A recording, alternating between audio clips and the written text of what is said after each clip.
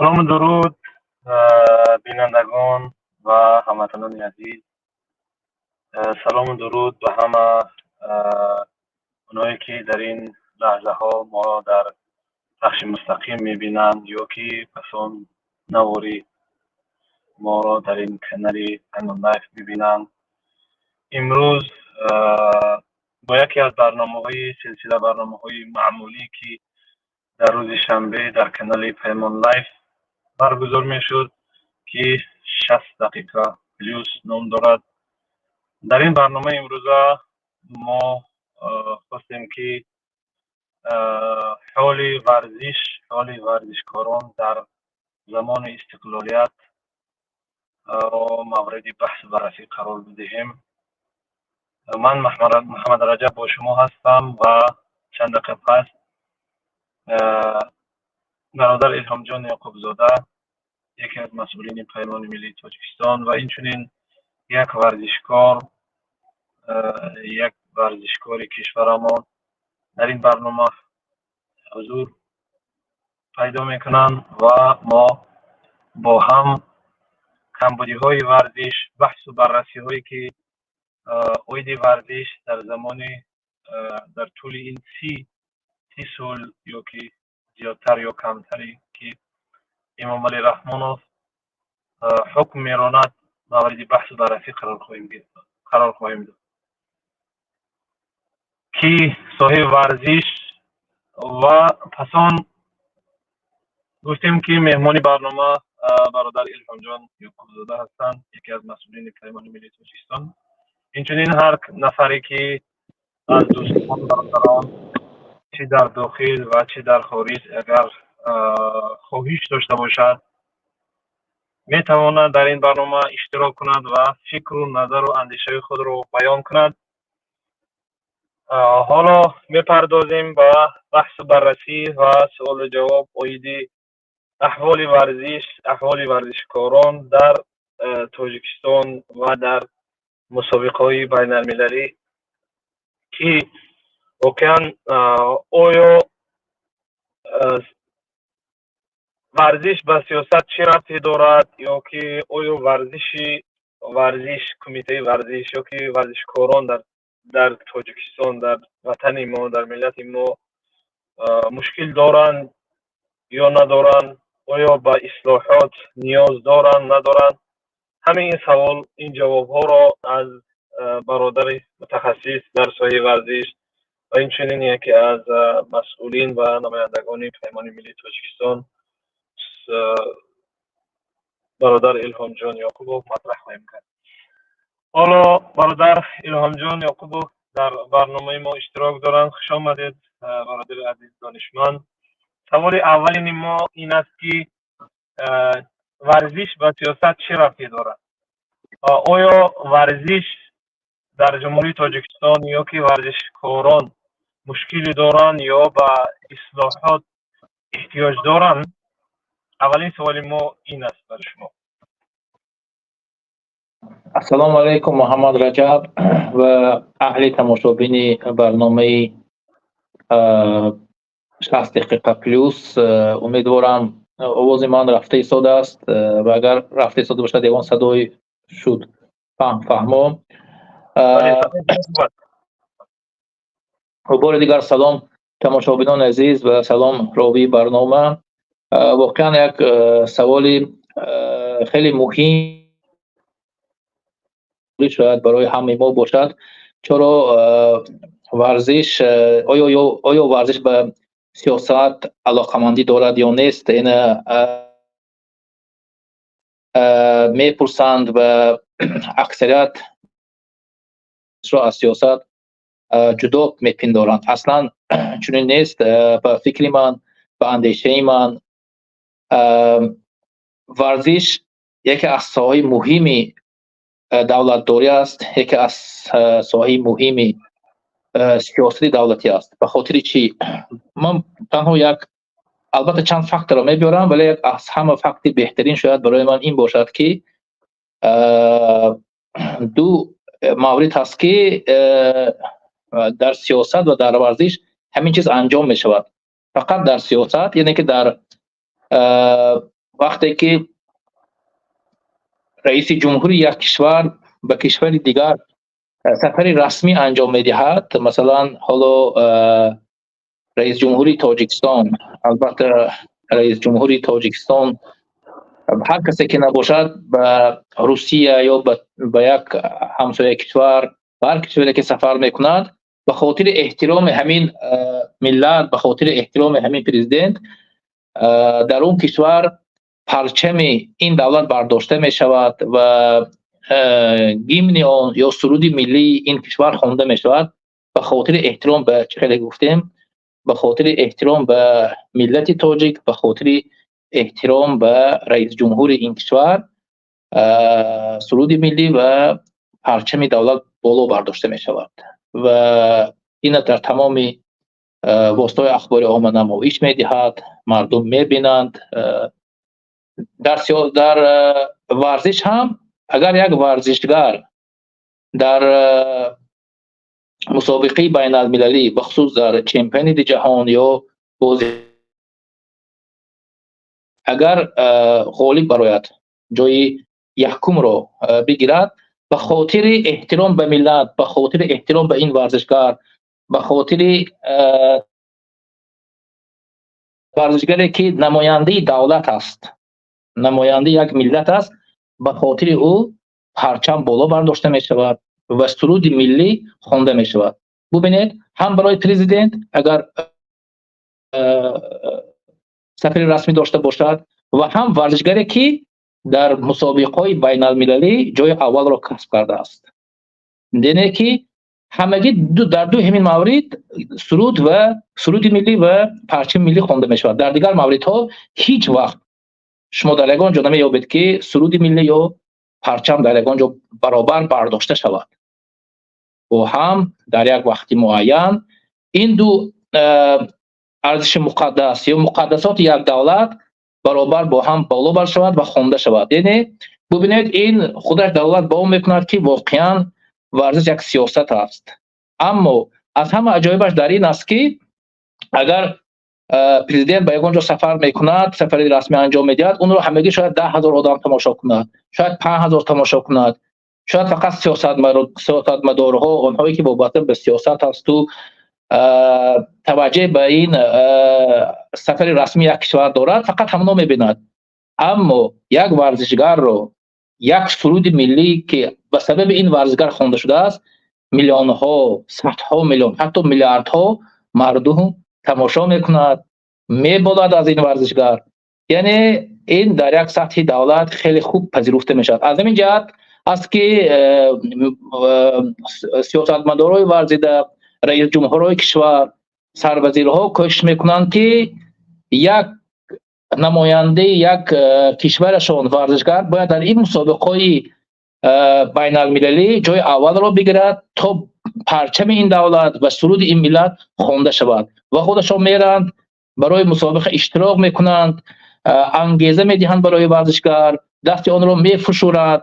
خلاصه یک کار انجام میدهد که دلبرداری یا هر کار انجام میدهد که یک ورزشگر با یک مهارت خوب برآمد کند و جای نمایان را کسب کند. از این جهت است که بعضی سیاستمدارهای بزرگ رهبر فدراسیون سپورت هستند یا به مثل امام علی رحمان یا بعضی از رهبران کشورها خودشون رئیس المپی یا کمیته المپی یک کشور هستند. دولت با اون میکند که واقعا سیاست و ورزش با هم علاقمندی زیست دارد و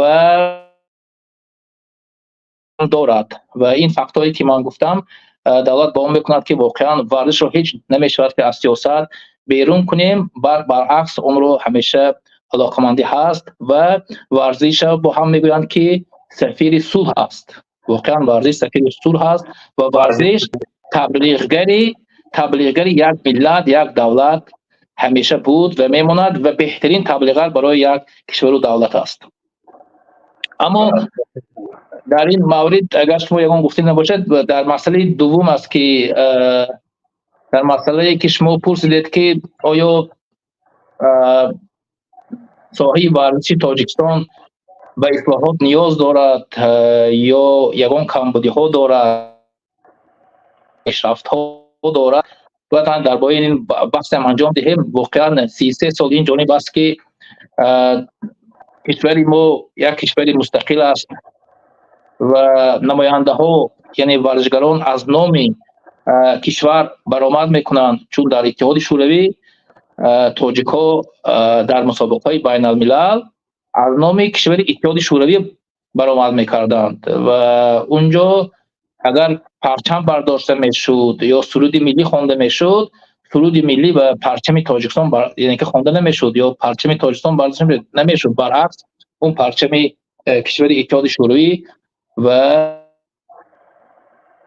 شوروی خوانده میشد. اما 33 سال این جانب خرسندانه این است که در این مسابقه ها نمایندگان تاجیکستان یعنی ورزشگران از نام تاجیکستان برآمد میکنند و اون پرچم و گیمن تاجیکستان خوانده می شود. این 33 سال این جانب همین چیز ایستاده است الحمدلله.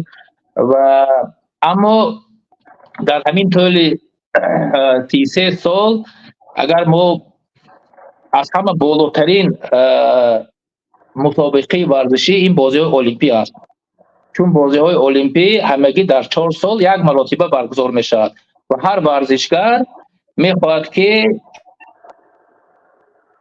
بازی های المپی اشتراک کند، حداقل جایزه دار شود که ما خیلی که دیدیم 3 ورزشگری ما هم جایزه دار شد و خدا رو هم شکر میکنیم. ولی در طول همین 33 سال یا در طول اینه که از سال 96 2000 2004 2008 2012 2016 2020 2024 بازی های المپی برگزار شده است که تاجیکستان در آنجا اشتراک کرده است. در همین 7-8 بازی های المپی که در دور استقلالیت برگزار شد، تاجیکستان ما ورزشگران ما باعث افسوس که همگی 7 مدال یا 7 مرتبه ورزشگران ما جایزه دار شده است و همگی 1 مرتبه نشان طلا به دست آوردند که این هم دلشاد نظرов در ریو دی ژانیرو سال 2016 این مدال رو سزاوار شده بود و همگی 1 مرتبه پرچم ما و گیمن یا سرود ملی ما خوانده شده است که اینا باعث افسوس میگم که در همین 33 سال همگی 1 مرتبه همین کار انجام شده است. 1 نشانه طلا داریم به فرق از دیگر همسایه کشورهای ما به مثل ازبکستان، قزاقستان که خیلی قیاس نشونده است. مثلا همون کشوری ازبکستانی ما که فرهنگ همسایه داری و فرهنگ دینداری و یعنی که فرهنگ و رسم و رسوم ما تقریبا یگانه داریم، و باز هم اونها خیلی در سایه ورزش خیلی پیشرفت هستند، هیچ با تاجیکستان قیاس شونده نیستند. تقریبا آنها یگان قوه زیادتی یا یگان دست زیادتی یا پای زیادتی ندارند اون ورزشگران که از تاجیکستان چندین سر و گردن بالاتر میستند که واقعا من در همین مسئله وقتی که ما دیگر این همسایه کشورها رو قیاس میکنیم تاجیکستان در جای آخرین است. این به خاطر آنکه واقعا به ورزش نه حکومت جمهوری تاجیکستان، نه سرمایه گذارها و نه خود مربیان اونها اهمیت جدی نمیدهد. اون اهمیتی که برای یک ورزشگر باید داده شود در کشور ما وجود ندارد. کمبودی ها خیلی زیاد هستند. من از کمبودی ها سر کنم و بعدا بعضی پیشرفت ها هم انشالله در این برنامه شما بگویم اگر شما راضی باشید.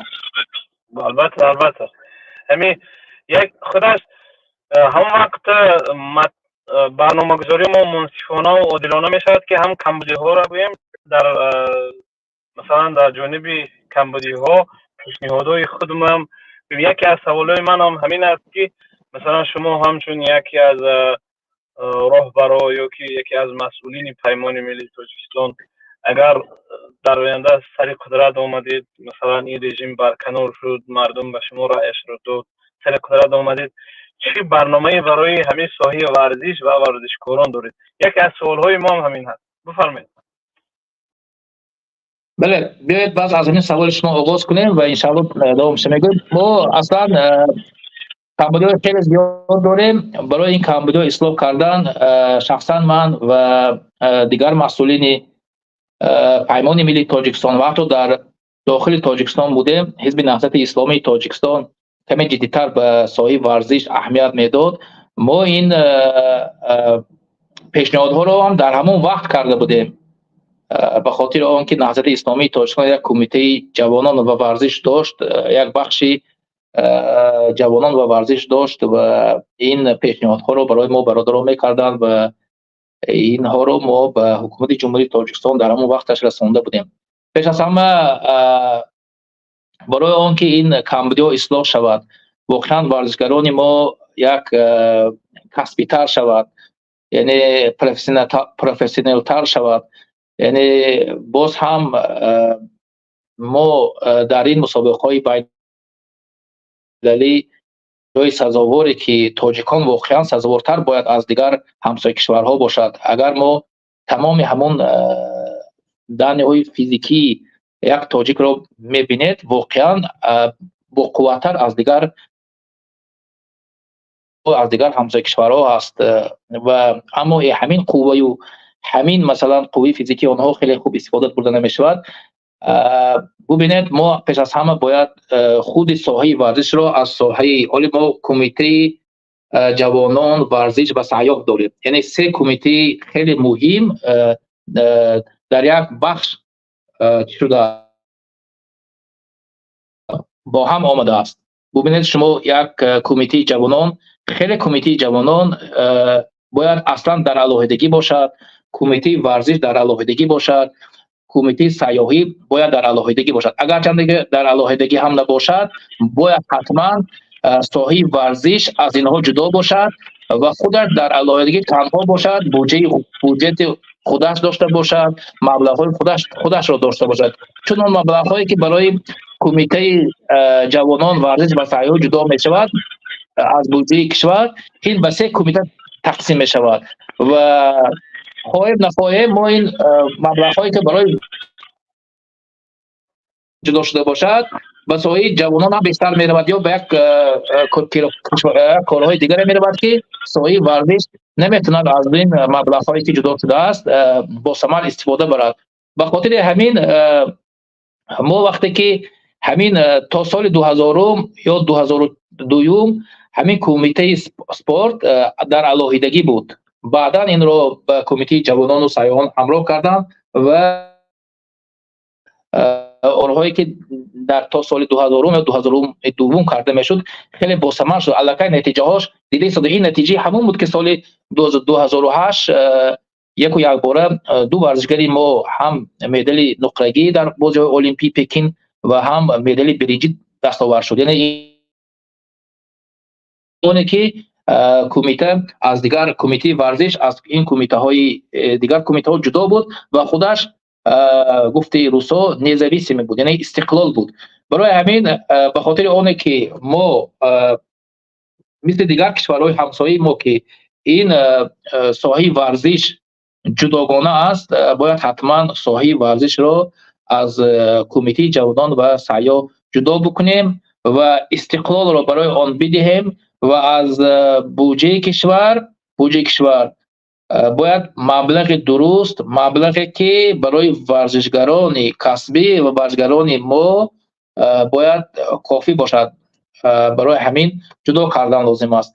دوم پیشنهاد ما این است که باید مربیان کسبی را از خارج باید دعوت کنیم، چون در دوام همین 33 سال استقلالت دیده ایستادیم که بیشترین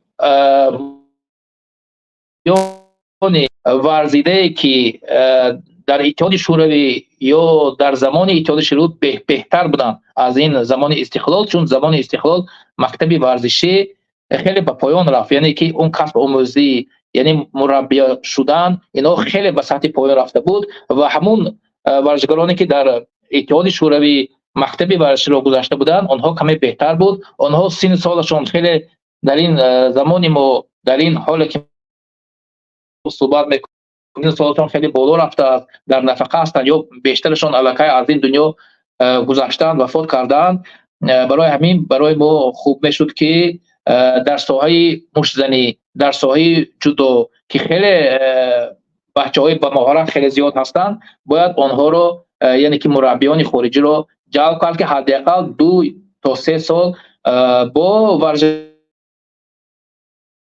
انجام دهد و دیگر مربیان ما رو در این ساحه درس و آموزش بدهد و همچنین مربیان جوان ما باید در خارج کشور مکتب ورزشی روان شوند و اون ناویک ها و اون کسبیت های نو رو باید از خارج باید آموخت، چون واقعا به این احتیاج داریم. از خارج گفته باز همین همسایه های ما که خیلی پیشرفت دارند، مربیان خیلی زیاد خوب دارند، باید با اونها همکاری کند و این ناویک ها رو باید مربیان آموزش. همین دلشاد نظرов که اولین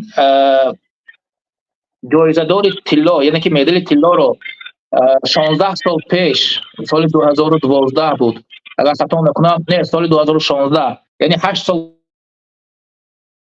مدال طلا رو کسب کرده بود. او ترینر او یک چخ بود، یک از چخ بود و او در خارج کشور مشق میکرد و اون مربی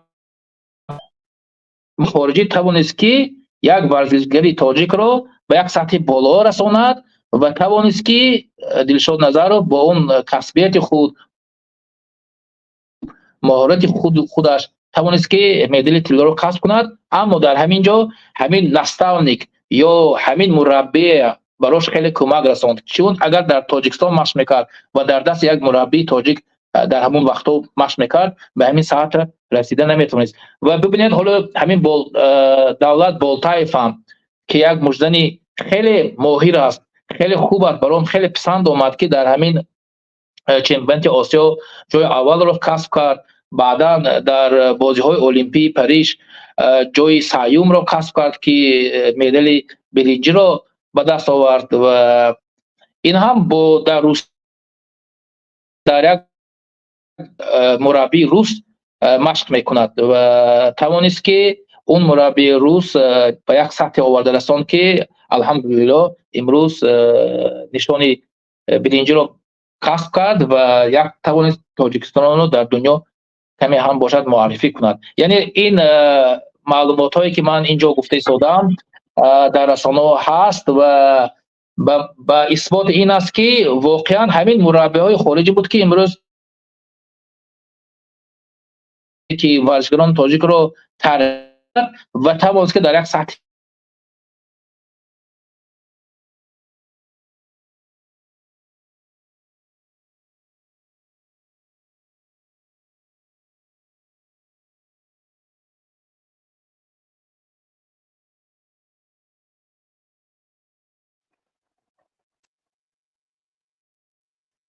بله محمد رجب کنده شد به فکرم. شاید که شبکه قطع شد. بله برادر همجان واقعا این کمبودی ها جای دارد.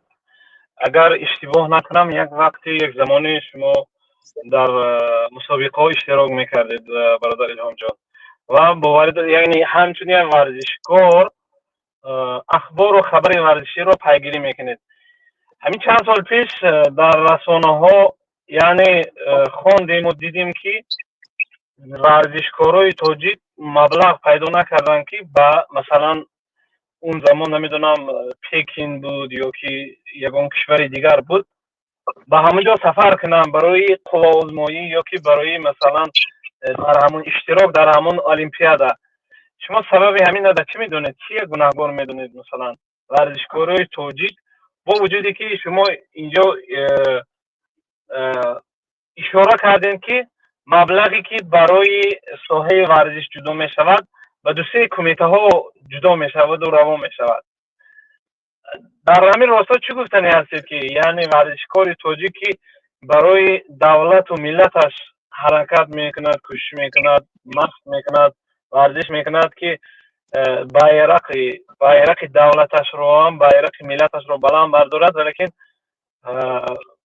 مثلا راه پولی یا که چی میگه مبلغ پیدا نکردن که سفر کنن به همون مکانی که المپیادا اشتراک چی میشه برگزار میشه.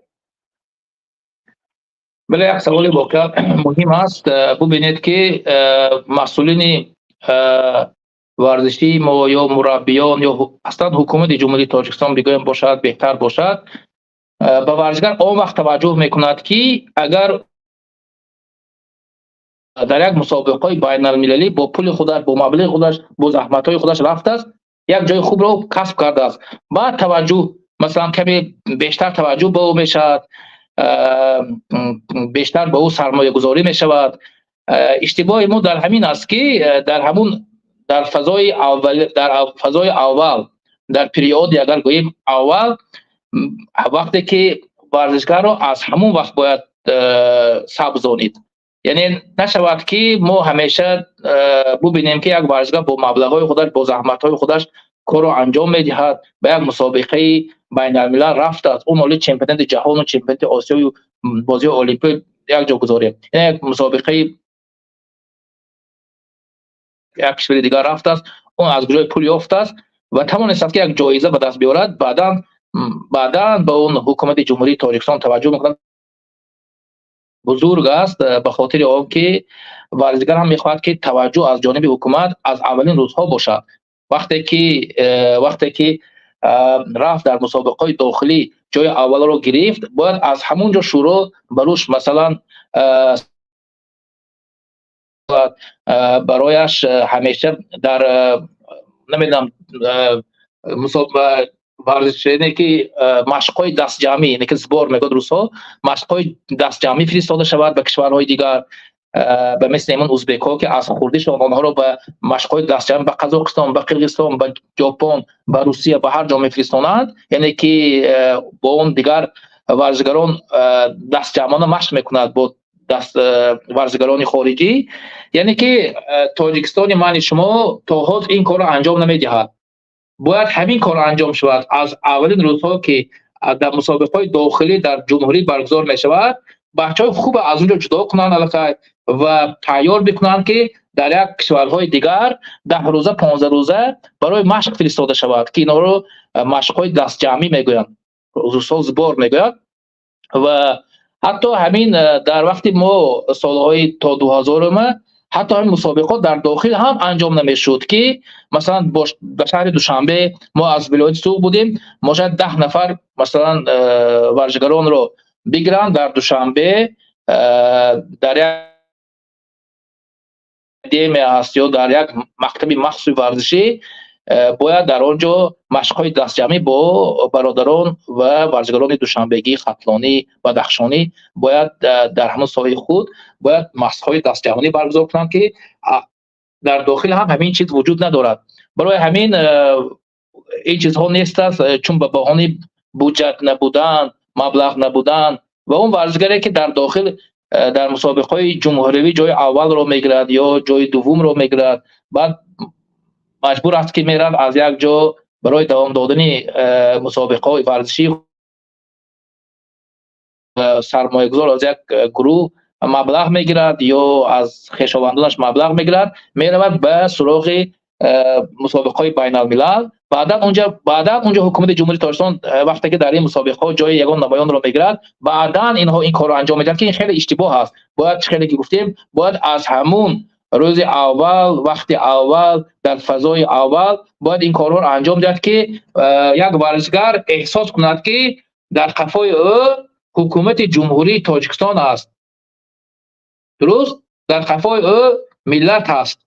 برای همین او از بودجه ملت، از پول من شما مبلغ گرفته است و با این مشق‌های دست جمعی یا به مسابقه رفته است. اون وقتا ما احساس میکند که باید جوابگو به ملت است، باید چون مبلغ ملت رو گرفته است با اون مشق میکند. اگر باید برود از یک خارجه است یا نمیدونم از یک خویش و خویشاوندانش است، اون مبلغ رو میگیرد، البته اون استفاده میبرد، ولی اون وقتی که پشت و پناه از حکومت نمیبیند خیلی مثلا ضعیفی، احساس ضعیفی میکند و برای همین در دیگر کشورها همین چیز خیلی خوب راه به راه مانده شده است که از خورد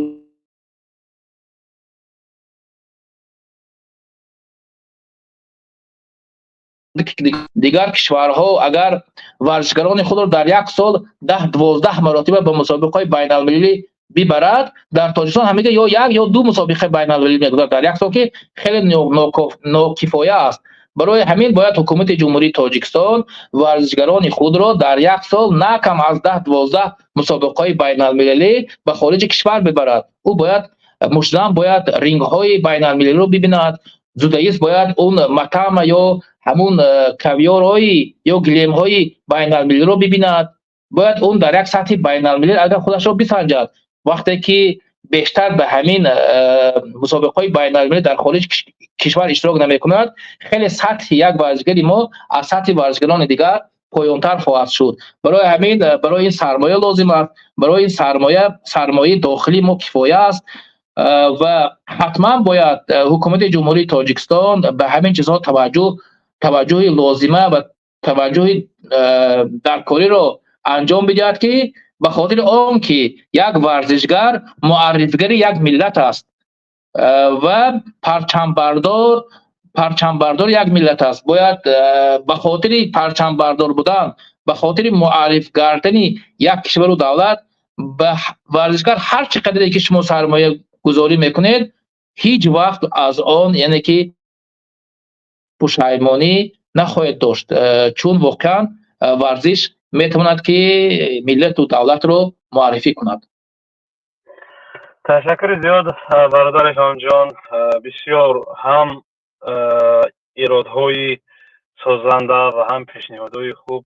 لیکن همینجا یک سوال فکر میکنم که به جواب مون که اگر مثلا پیمان ملی تاجیکستان سر قدرت بیاید در یک انتخابات شفاف دموکراتی سر قدرت بیاید، چی برنامه برای ساحه ورزش، ورزشکاران و جوانان خواهد داشت؟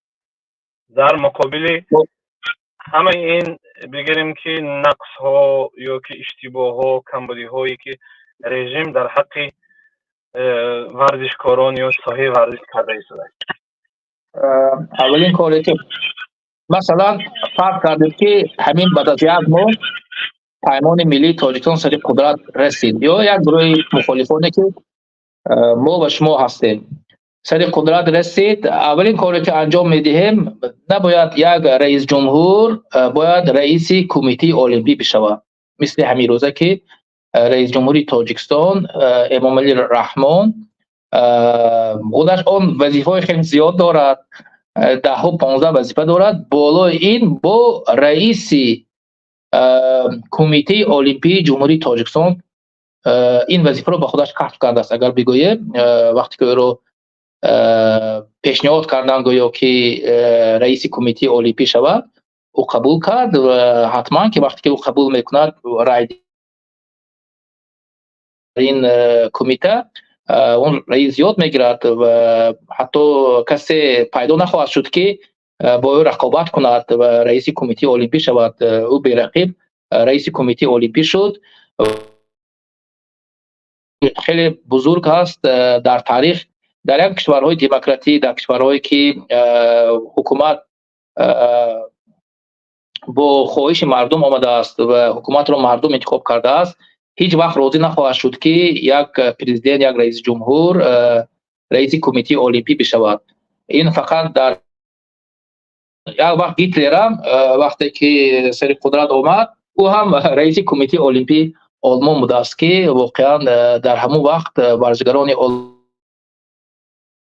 نرسیده بودند. وقتی که یک انسانی که از ورزش فرسخ‌ها دور است، عموما درباره ورزش تصورات ندارد و اصلا وقتش نمیرسد برای ورزش، براش لازم نیست است که او رئیس بالاترین رئیس کمیته المپی شود، بالاترین منصب رو در ورزش به خودش مثلا چیکار کند، نسبت دهد، اون رو بگیرد. برای همین بهتر است که وقتی که پیمان ملی تاجیکستان سر قدرت میاد، اولین اون رو رئیس کمیته المپی باید یک ورزشگری کسبی، یک شخصیتی که متخصص باید رهبر کمیته المپی بشود. دوم، ما حتما فکر میکنم مکتب‌های مخصوص ورزشی رو با طرز نو، با طرز مدرنی ساختن لازم است که در این مکتب‌ها یا در اکادمی همین ورزشی برای جودو، اکادمی تکواندیستو باید این مکتب‌ها جدا باشد. در تاجیکستان من شما یگان اکادمی وجود ندارد. حالی مثلا در کشورهای پیشرفته مثل ازبکستان، قرقیزستان، اکادمی ساخته شده است. اون مکتبایی که ورزشکار در اونجا مشق میکند، خوراکایی که لازم است که با کالری اونا شمار گذاری میکند، باید امروز چگونه مثلا سفیده خورد، چند قدر باید روغن بخورد، یعنی اونا با همش حساب کتاب میشود و همون خوراک رو برای ورزشکار میده. در اونجا خواب میکند، 2 مراتب 3 مراتب تمرین ورزشی میکند، اون بسین شناوری دارد، یعنی تمام شرایط برای یک ورزشکار آماده شود. چه گفتم، چون ورزشکار سفیر صلح، ورزشکار معرفگری یک ملت و دولت است. باید با تمام توجه جدی با یک ورزشکار شد که همین اکادمی که ما و شما انشاءالله میسازیم برای یک ورزشکار، این به معنای اینکه توجه جدی حکومت و دولت برای یک ورزشکار می شود و بغیر از این باید برای ورزشکار یک ماهانه خوب داده شود. نمیشود که یک ورزشکار که عائله دارد، چون ورزشکارا بیشتری آنها تا 30 تا 35 ساله مشق میکنند. شما تمام ورزشکاران حرفه‌ای ببینید حتی تا 41 سالگی در این مسابقه‌های بازی‌های المپیک اشتراک کردند، جایزه داشتند، نشانه‌های طلا به دست آوردند. یعنی با آنها یک معاش خوب داده شود، چون آنها چقدر گفتیم عائله دار هستند، فرزنددار میشوند. باید یک معاشی اگر بگذار کنید باشی وکیل پارلمان چند است، مثل اگر امروز 6000 هست یا 10000 سومانی هست، هر چند سومانی که مردم و ملت یا حکومت جمهوری تاجیکستان برای یک وکیل پارلمان اون معاش رو مقدارش رو معین کرده است، باید برای یک ورزشکار همین مقدار باید معاش داده شود. یعنی که ورزشکار باید در این اکادمی مشق کند، معاش گیرد و این رو همچون یک کسب انتخاب کند. یعنی هر کسی که مثلا یک ماه مشق میکند باید ماهانه داده شود. وقتی که پیمان ملی تاجیکستان و هر گروهی که میاد توجه جدی، انشاءالله من امیدوار هستم که توجه جدی میدهند و این پروگرامی که من گفتم، یعنی که عوض کردن رهبر کمیته المپی، ساختن مکتب‌های ورزشی به خصوص اکادمی جداگانه ورزشی برای مشت‌ها، برای جداکارها، برای تکواندیست‌ها، برای گشتینگران طرز آزاد یا گشتینگران فرهنگی باید در اینجا اکادمی کرده شود و حتما متخصصان خارجی هم دعوت کرده می شود که با یک معاش‌های درست آنها کار کنند و مربیان داخلی یا متخصصان تاجیک را هم درس بدهند و مشق بکنند. و این کارهایی که من حاضر گفتم در ذهن من هست، همین کارها باید انجام شود و من اینم به حکومت جمهوری تاجیکستان هم پیشنهاد میکنم که همین کارها رو انجام دهند. تا حاضر اکادمی وجود ندارد، تا حاضر معاش‌های درست ورزشکار نمیگیرد، تا حاضر توجه درست از خوردی، توجه درست به ورزشکار کرده نمیشود. به مسابقه‌های بین‌الملل خیلی کم رفت و آمد دارند و پیشنهاد میکنم که این چیزایی که ما با شما گفته ایستادیم باید حتما جمهوری تاجیکستان این کارا رو انجام دهد و این فعالیت خود رو پرثمرتر میشود. و همچنین در همین فدراسیون نباید یگان خویشاوندان رئیس یا مثلا همین در فدراسیون رئیس فدراسیون جدا همون یک کسی از نبیره‌های پرزیدنت جمهوری پرزیدنت امامی رحمان، نامش اسماعیل بود یا یک کسی دیگر بود، ما یک جوانی که ما با اون شخصیتش کار نداریم ولی او جداکار نیست است، او شاید که در یگان مسابقه بین‌الملل، در یگان مسابقه حتی داخلی یگان جای رو کسب نکرده است، اصلا درباره ورزش شاید تصورات ندارد و امروز اگر پولدار است اون یا در پشتش پرزیدنت است، او میتواند از حکومت جمهوری تاجیکستان بودجه رو به این فدراسیون بیشتر پول گیرد. این معنای آن ندارد که مثلا باید حتما یک خویشاوندان رئیس یا نبیره رئیس یا پسری رئیس جمهور باید در فدراسیون ورزشی رئیس انتخاب شود و بعد و از بودجه تاجیکستان میتواند که چند قدر میخواد پول بگیرد و این ساحه رو پیش برد. نه، برعکس این باید رئیس فدراسیون باید یک متخصص ورزیده باشد باید جدا فدراسیون جدا میخواد که رهبر باشد. اون نازکی‌ها، اون کمبودی‌ها، پیشرفت‌ها، نقطه‌های ضعف، نقطه‌های توانایی مثلا این فدراسیون رو باید بداند و همون چیزی که یعنی که همون برنامه که خوبه که خودش میداند برای حکومت جمهوری تاجیکستان پیشنهاد کند و برای همین برنامه مبلغ گذاری کرده شود. خیلی گفتم نه آن که طوری که امروز شده ایستاده است و این ساحه کمی پیشرفت از دیگر ساحه دارد، به خاطر آنکه در اینجا نبره پرزیدنت میتونه چند قدر خواهد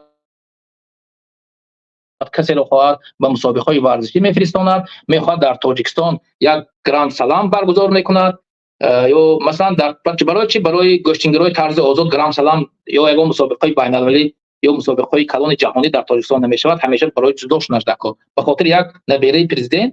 این البته خیلی اشتباه است که نباید حکومت جمهوری تاجیکستان این اشتباه رو بکند و باید در فدراسیون باید متخصصان ورزیده، شخصانی ورزیده کار و فعالیت کنند. وقتی که این کارها رو یک ورزشگر ببیند اون خودش رو استهزاء شده یا تحقیر شده میشمارد.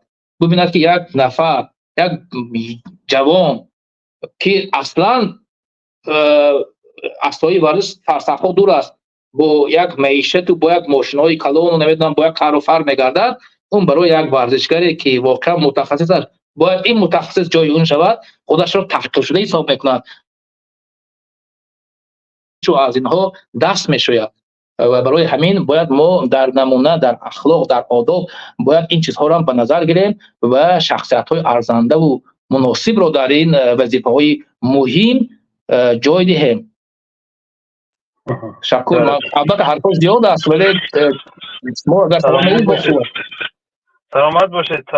تشکر زیاد. این واقعا پیشنهادهای خوب. ورزش سفیر صلح ها، ورزش ورزش سفیر صلح یا که ورزشکار سفیری بگیریم که غیر رسمی یک دولت یا ملت هست.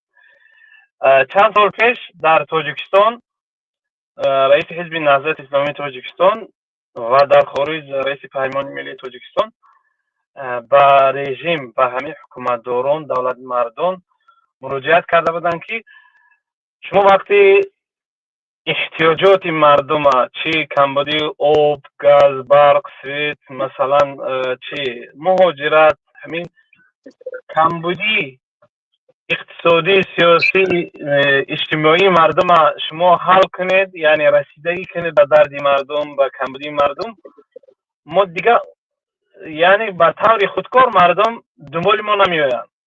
حالا این پیشنهادها این بگیم واقعا پیشنهادهای عالی در سطح همین ورزش، شما همچون یک ورزشگر به ساحه ورزش به همین بگیریم که رهبریت کشور به رژیم داده ایستادین که مرحمت تو دنبال قد و قامت من، شکل صورت من نگرد، تو فکر و ایده من رو بگیر، اگر میتوانی پیشنهاد کن، تطبیق کن در ساحه ورزش یا که در تاجیکستان.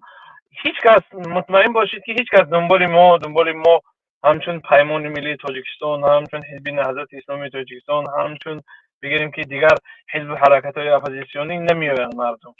اگر واقعا شما ببینید ما به زبان یک مخالف، یک بگیریم که سیاستمدار، یک ژورنالیست، یک ورزشکار، یک بلاگر به زبان حال میگوید که مثلا در اینجا در این ساحه فلان کمبودی هست، فلان اشتباه هست، فلان نقص هست. ناممکنه که همه اینها به دولتشان، به ملتشان، به بگیریم که سرزمینشان دشمنی داشته باشند.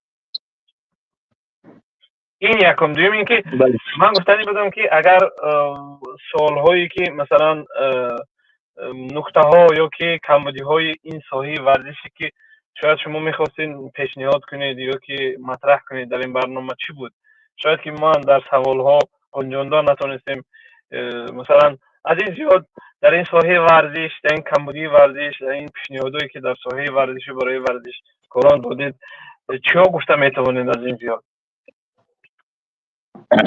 بله، چون شما درباره نهضت اسلامی تاجیکستان حرفتان آغاز کرده، من میخوام آواز چی آمد آواز شما نه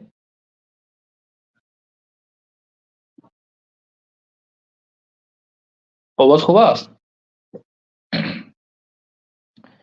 یعنی پیش از همه همین سنتی خانه دادن، ماشین دادن الحمدلله از نهضت اسلامی تاجیکستان آغاز شد.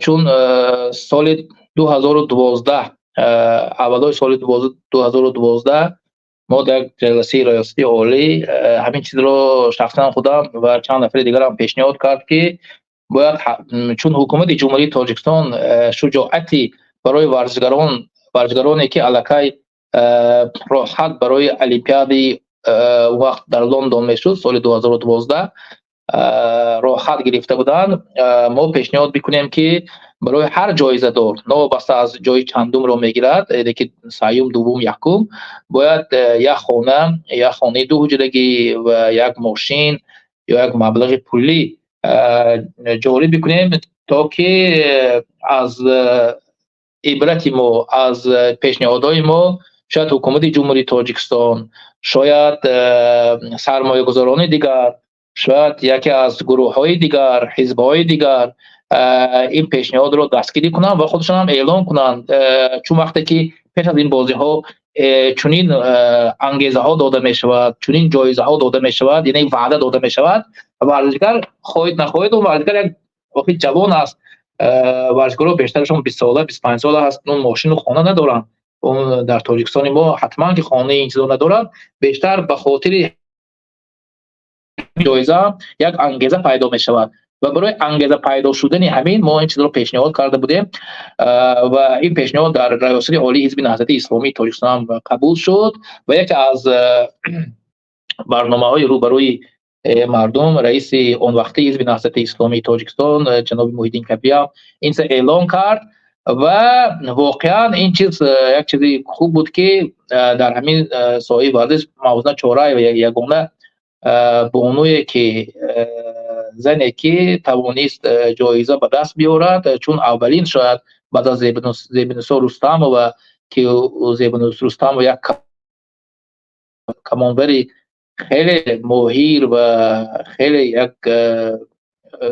استاد یا ماهری خیلی خوب هستند، لیکن در اتحاد شوروی اون در چمپیونات های جهان در بازی های المپیک اشتراک کردند. بعد از اون موازنه چهارراه و در همین زمان استقلالیت جایزه دار شد که نهضت اسلامی تاجیکستان به وعده خود وفا کرد و دو خانگی و بعضی جایزه ها رو حتی با اون نفرانی که جاهای نمایان رو مثل سوم دوم یکم رو نگرفته بودند همه آنها رو دعوت کردیم و یک جایزه های خاطروی سپرده شد. من در اون وقت رئیس بخش یا رئیس شعبه نهضت در ولایت سوق بودم و در جای ما هم یک از ولایت سوق یک نفر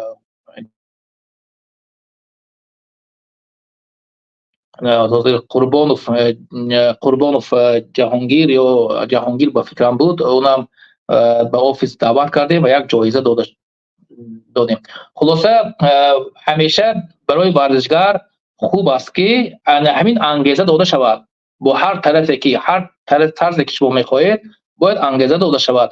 حتی اون چمپیونات های جهان مسابقه های قهرمانی جهانی یا آسیایی میشود، نه تمام با بازی های المپی رو انتظار باشیم، حتی در همین جا برای جایزه دادن ما پیش دستی بکنیم. همه گروه ها، همه سرمایه گذار، بانکدارها به خصوص که امروز ببینید در قرقیزستان، قزاقستان با همون اشتراکداران بازی های المپی یا جایزه داران بازی های المپی مبلغ داده شدند، ماشین، خانه برای یک ورزشکار در قرقیزستان، در قزاقستان 3-4 مثلا بانکدارها و سرمایه گذارها و غیر از دولت داده شد. به خاطر کی داده میشد؟ به خاطر آنکه اون جوانها، نورسها این رو ببیند و یک انگیزه بگیرد و روش خودش رو به ساحه ورزش بزند، در ساحه ورزش خود را بسنجد و آرزو بکند که مثل همین ورزشگران جایزه دار بازی های المپی قهرمان شود و سزاوار همین گونه آبرو اعتبار.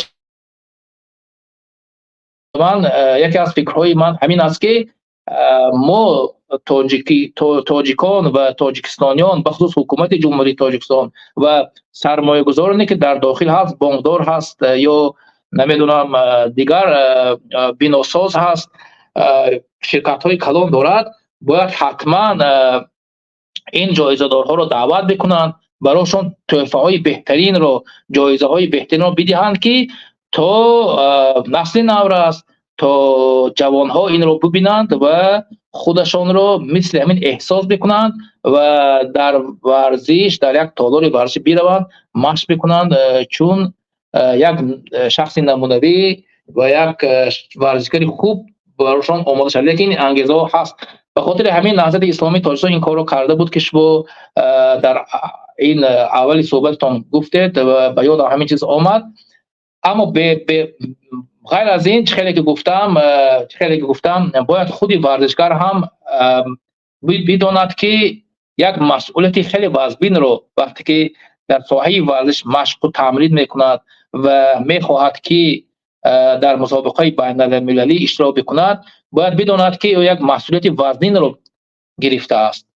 اون یک مسئولیت تنها خودش یا خانوادهش نیست، اون مسئولیت گرفته است که ملت هست، کشور هست، دولت هست. یعنی که هر جا می رود خوب پرچم این دولت و سرود این ملت خوانده می شود و ببیند که خودش رو مثل یک رئیس جمهوری همین کشورش حساب کند. چون در اول صحبت هم گفتم که برای یک ورزشکاری بهترین ورزشکاری که در مسابقه های جای اول رو میگیرد، به خاطر احترام ملت، به خاطر احترام دولت، سرود ملی و پرچم این دولت برداشته می شود. برای همین یک ورزشکار باید همیشه خودش رو مثل یک رئیس جمهور حساب کند و بالاتر حتی از رئیس جمهور حساب او چه گفتم سرود ملی و پرچم خوانده می شود. برای همین وقتی که او مشق میکند باید با جدیت مشق کند، باید با اون کسب‌های نو یا نویک‌های نوی که از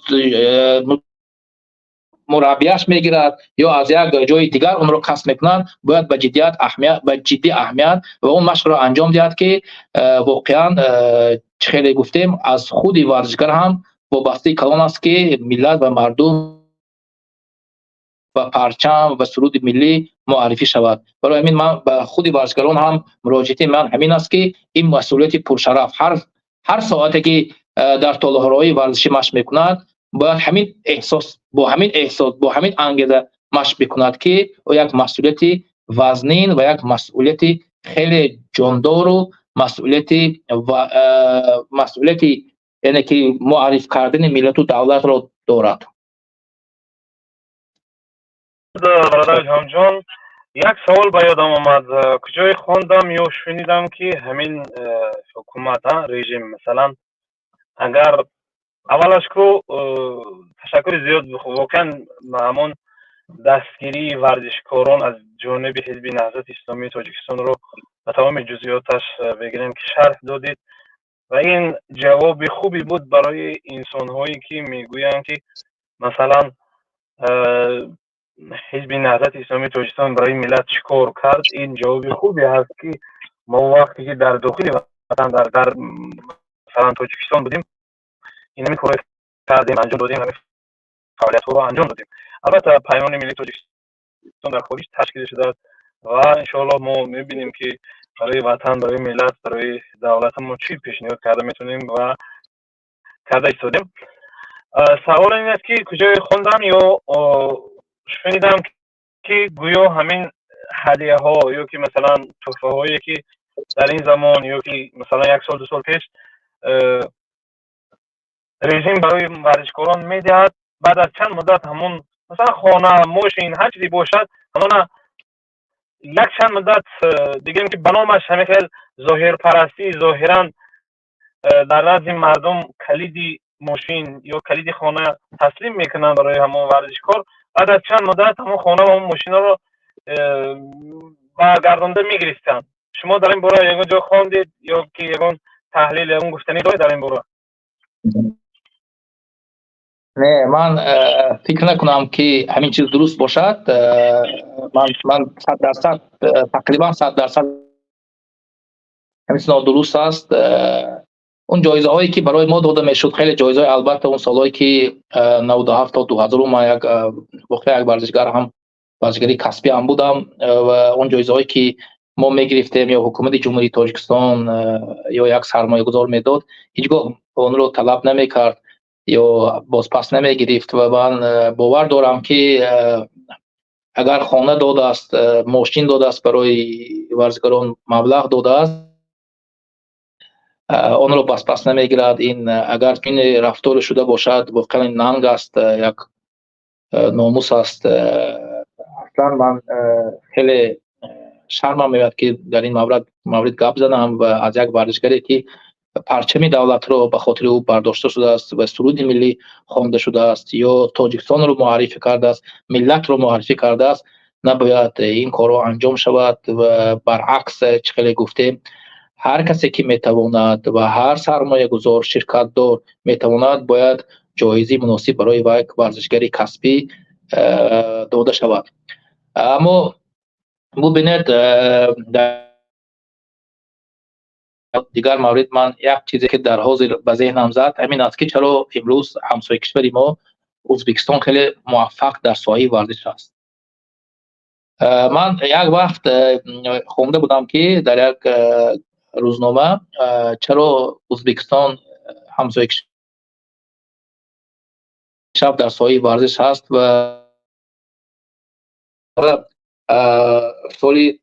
از سال 94 95 سرمایه گذاری برای ورزشکاران خیلی زیاد شد در تمام ساحه، همه ساحه، حتی ساحه شахмат بازی، ششک بازی، تکواندو، جودو، بوکس، یعنی که همه سرمایه گذاری خیلی زیاد شد. حکومت تاجیکستان خیلی سرمایه خیلی کم برای توجه تقریبا برای ورزشکاران نمیشد. اگر ما همین استاتستیک ببینیم تا سال 96 که اولین بازی‌های المپی که کشورهای مستقل، کشورهای سوویتی یعنی که اتحاد سوویتی برهم خورد و تا سال 96 این کشورهایی که 15 کشورها در این بازی‌های المپی اشتراک کرد، اون ازبکستان اینا یگان جای درست نمیگفتن. قضا در اون وقت اونها جایزه دار شدند، ولی ازبکستان بعد از این یک باره به تمام ساحه سرمایه گذاری کرد. من همین در یک جا خواندم که وقتی که سابق رئیس جمهوری ازبکستان در تلویزیون یورونیوز تماشا میکرده است، یعنی که خبرهایی که جهان را تماشا میکرده است، میبیند که در همین بخشی ورزش هست، در اونجا ورزشکاران بهترین رو معرفی میکنند یا مسابقه‌های بین المللی نشان میدهد. یک زن یا یک مرد ازبک در بازی‌های کدام مسابقه جهانی غالب میآید در دویدن و به خاطر این پرچم و سرود ملی ازبکستان خوانده می شود و این را در تلویزیون خود اسلام کریموف میدیده است و دم اشکار جاری می شود. میبیند که این ورزش میگفته است این قدر معتبر است، این ورزش این قدر معرفیگری ملت، دولت و معرفیگری من است. بعد همون چند مراتب میدیده است، تماشا میکرد، به هیجان می آمده است. بعد از همون تمام اون فدراسیون و تمام ساحه ورزش رو دعوت میکرده است، اون هم نشان میداده است، برای همه میگفته است که ما همین روز اعتبارا به هر یک ورزشکار اعتبار جدی داده شود. هر چقدر که مبلغ شما میخواهید ما این مبلغ رو پیدا میکنم، به این ساحه یعنی که به این ساحه سرمایه گذاری میکنیم و باید هر یک ورزشکاری ازبکستانی در هر ساحه ورزش باید در مسابقه‌های بین المللی اشتراک کند و جاهای نمایان را کسب کند. باید از سال 96 یک باره تمام ورزشکاران ازبک توانستند که به یک مقام خوبتر رسند. سال 2000 البته در بازی‌های المپی خیلی موفق شدند. سال 2000 2004 البته ببینید که تا همین روز ازبکستان سرمایه گذاری میکند. ببینید که امروز در پاریس در سال 2024 نتیجه خیلی با دست گرفتن. ازبک در تمام دنیا در همون رده‌بندی دنیا در جای 13 قرار گرفت و 8 طلا به دست آورد. از در عموم 13 جایزه دار شدند، 8 طلا و 2 نقره و 3 برنجی و در ساحه بوکس در جای ساده است. در این بازی های مسابقه های بوکس که در 7 وزن 5 جایش رو همین ازبک ها کسب کرد. یعنی این منشأ از همه میگیرد که خود رئیس جمهوری ازبکستان خواست که ساحه ورزش ترقی بکند، چون درک کرده توانست که واقعا ورزش یک ساحه مهم بوده است، یک ساحه مهم دولت داری، یک ساحه مهم معرفی کردن دولت و ساحه هست که تمام مردم و ملت رو به هیجان می‌آورد. برای همین در این کشورهای ما و شما، کشورهایی که نظام دیکتاتوری دارد، اگر رئیس جمهور بخواهد که بهترین ساحه خواهد شد، یعنی ورزشگر اگر بخواهد که ورزشگر باید با تمام مالی و با تمام چیزهایی که برای ورزشگر مهم است تامین شود، اگر رئیس جمهور بخواهد اون تامین می شود. با همین دلیل همین است که اسلام کریم همین کارو کرد. اگر امروز رئیس جمهوری تاجیکستان امامی رحمان بخواهد که ورزشگر مقام کسبی رو، یک مقام درست را کسب کند، او میتواند که البته سال 2028 که در لس آنجلس بازی المپیک می شود، من باور دارم که حداقل 4-5 طلا رو ما کسب میکنیم.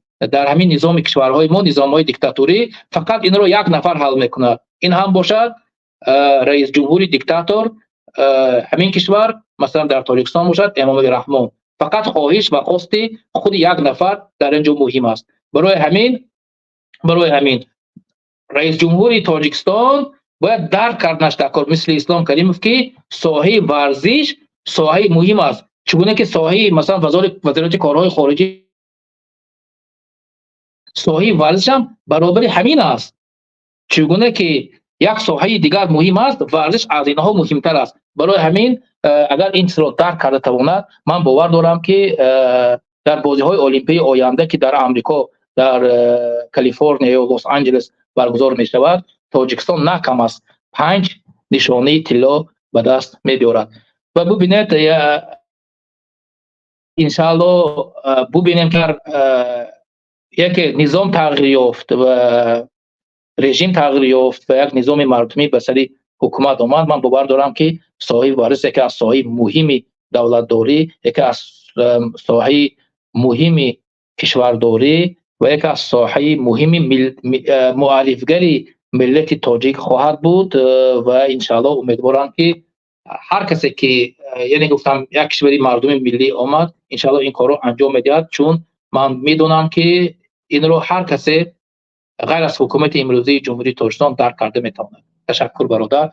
لکه به فکر من ساعتی مایم. تشکر زیاد برادر الهام جان. بسیار آخر سوال باشد و به همین خلاصه و ختم میکنیم برای که وقتی ما هم به آخر میرسد. حالا گفتید که بسیار تحلیل عالی، تشکر زیاد. گفتید رئیس جمهور، یعنی رابطه رئیس جمهور و چند قصه از رئیس جمهوری پیشینه ازبکستان آوردید با ورزش و یا که ورزشکاران، اهمیت او یا که بگیریم توجه او. در یکی از نوارها در همین کدام مسابقه هایی نشان دادن که یک استاد ورزش در گوش یک ورزشکار میگوید که وقتی اینترویو دادن تو اول جناب اولی را تعریف کن، بعد دیگراش از اخیر مون، یا که به همین اشاره ده، یعنی به همون لحظه بگیریم که تهجویی میفهموند به همون ورزشکار که تو اول پیشوای معظمش را تعریف تفسیر کن، بعد از آن دیگر نفرها چرت. یعنی شما از این همچون ورزشکار تحلیل شما اوید این چی است؟ یعنی واقعا اون تحلیلی که قبلا کردین و این تحلیلی که حالا کردین که رئیس جمهور اگر خواهد در یک کشور دیکتاتوری زیاد کارها انجام می شود و این واقعا یعنی چه معنی دارد؟ دوستی ورزش رو که یک ورزشکار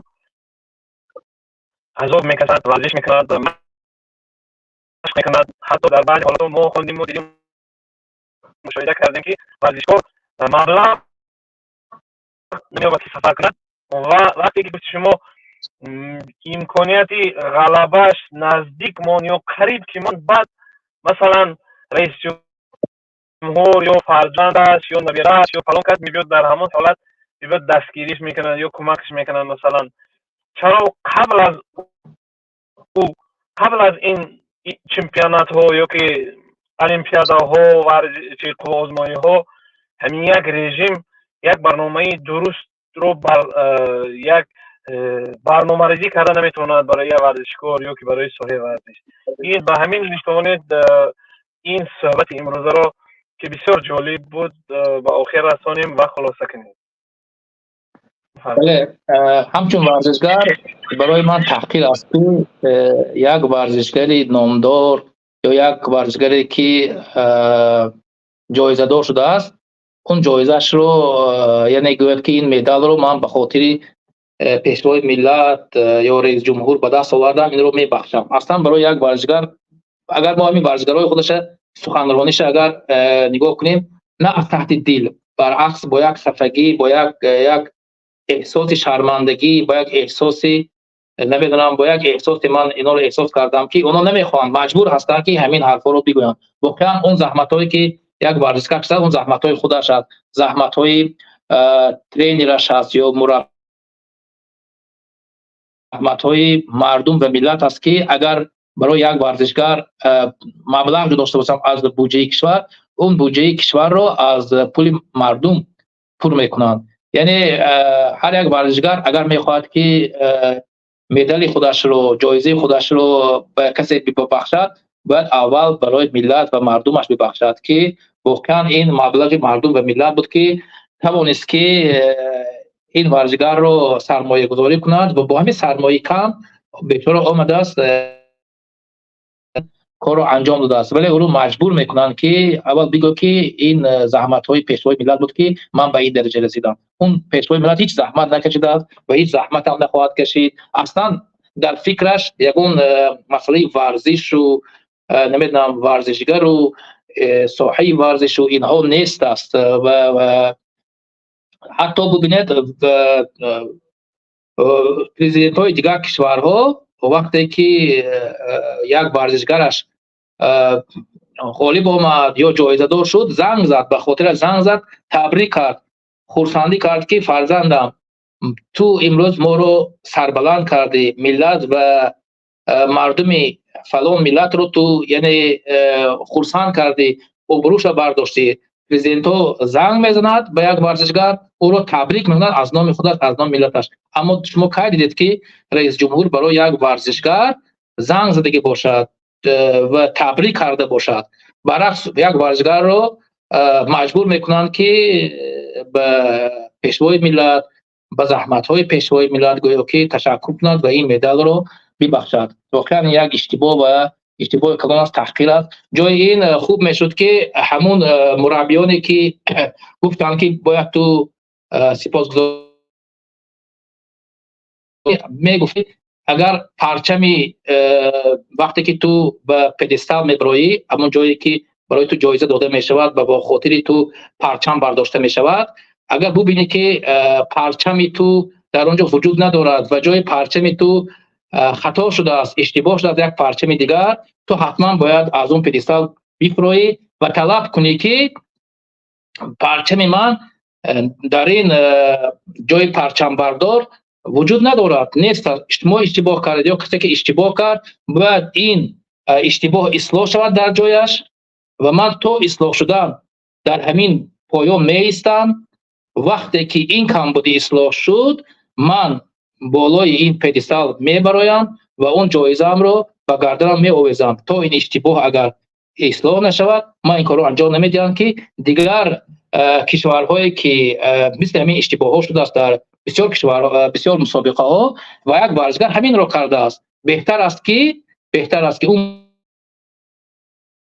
به جای گفتنی که این مدال رو برای پیشوا ببخش یا همین کار رو بگو، بفهماند برای یک ورزشگر که هویت تو، مقدسات تو میبینی که در اینجا پایمال میشود، حتما تو از اون دفاع کن. وقتی که این کار رو دفاع میکرد یک ورزشگری ما، چون در همین بازی های المپی درش همین اشتباه نسبت یک ورزشگری ما، نسبت ملت ما، نسبت کشوری ما این کار انجام شد و این در ساحه باکس بود که ابون بالتای دولت در وزن 92 کیلو جایزدار شد، جای سوم رو بگرفت و جای bayrak تاجیکستان bayrak تایلند برداشته شد.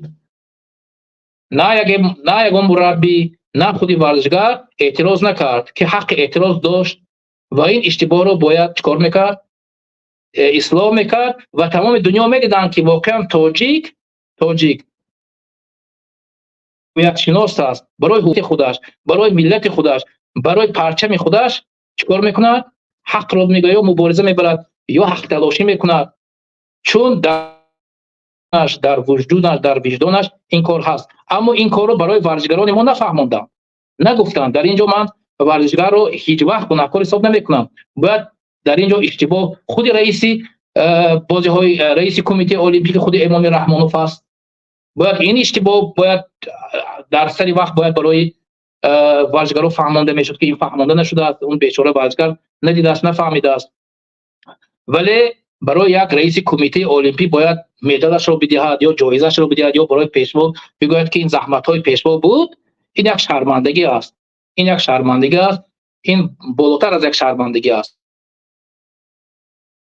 نوعی هست که اصلا به جای خودش جابجا شدنش در کار و باید این اشتباهات در آینده نشود و به خود مربی‌ها هم این چیز دست باید باشد که هر جایی که این کار انجام یافت باید یک ورزشگر و یک مربی از پرچم خودش، از سرود خودش، از مقدسات خودش، از ارزش‌های خودش باید دفاع کند. ببینید حالا یک ورزشگر دیگری که دیاره است، از سمرقند، از کشور من، از شهر من شما، از شهر تاجیک نشین، دیاره تمام ازبکستان رو در تمام دنیا مشهور، قریب یک ماه از المپیاد با آخر رسیده است. هیچ اون رکلام یا تبلیغات ازبکستانی با انجام با آخر نرسید. دو حریف خودش رو که قهرمان بازی‌های المپیک بود از پا افتاند و این یک کار انجام داد که واقعا کشور ازبکستان رو در تمام دنیا معرفی کرد. در تمام دنیا یک همین دختر، همین بانو، یک خواهر توانست که تاجیکستان رو در تمام ازبکستان در تمام دنیا معرفی کند. باز همون زمینش اگجا شد. همونایی که سرمایه‌گذاری کرد برای این دختر به همین بانو سرمایه‌گذاری کردن و امروز این توانست که نبیل هر کسی که میگه در زبانش ازبکستان دیاره. برای همین من آرزو دارم که روز ورزشگران من شما، خواهران من شما، برادران من شما انشاءالله در این ساحه، در ساحه ورزش کسبیت نشان میدهند و مثل همین دیگر ورزشگران برآمد خوب میکنند و جاهای نمایان را اشغال میکنند. تشکر برادر. تشکر زیاد برادر الهام جان. واقعا یک نکته خیلی جالب بود که ما فکر میکنم که یکی از اولین ها شده در صفحه فیسبوکی خود خبر داد که همینجا یک اشتباه، یک کمبودی تکنیکی روی داد. درست است که شاید که همون از طرف دستاندارکاران همین المپیاد کاری قصدن یا کاری برنامه‌ریزی شده نبود، ولی اینجا لکن داره. لکن اینقدر ورزشگر، اینقدر استاد ورزش و اینقدر مثلا همون نفرهای مسئولای تیم ورزشی تاجیکستان در همونجا 100% حق اعتراض داشتن. حتی همین اشتباهی تکنیکی در همون جاش، در همون زمانش، در همون مکانش میتوانستن اصلاح کنند. اگر وقتی آنها پافشاری میکردن یک دولت، شما یک ملت هستین، یک بگیم که رئیس جمهور و وزارت کارهای خارجی و وزیر بگیم که سایه ورزش اینو میتونستن عریضه شکایتی و دیگر چیزا بنویسن، همین خطاگی، همین اشتباه ها اصلاح کنند. اما افسوس که نتونستن و گذشت رفت. تشکر زیاد برادرای که این لحظه ها ما را در پخش مستقیم تماشا داشتید و مهمان برنامه بودن و یکی از مسئولین پیمان ملی تاجیکستان برادر و استاد الهام جان یعقوبوف و یک انسان ورزشکار، یک انسانی که در ساحه ورزش تحلیل ها و بگیم که پیگیری میکنه ساحه ورزش را. تشکر زیاد، هم انتقادهای عالی، هم برنامه‌های عالی و هم بگیریم که یک صحبتی بسیار عالی شد. تشکر زیاد از بینندگان و از مهمان برنامه اینجا رسیدیم به پایان برنامه. تشکر. بفرمایید.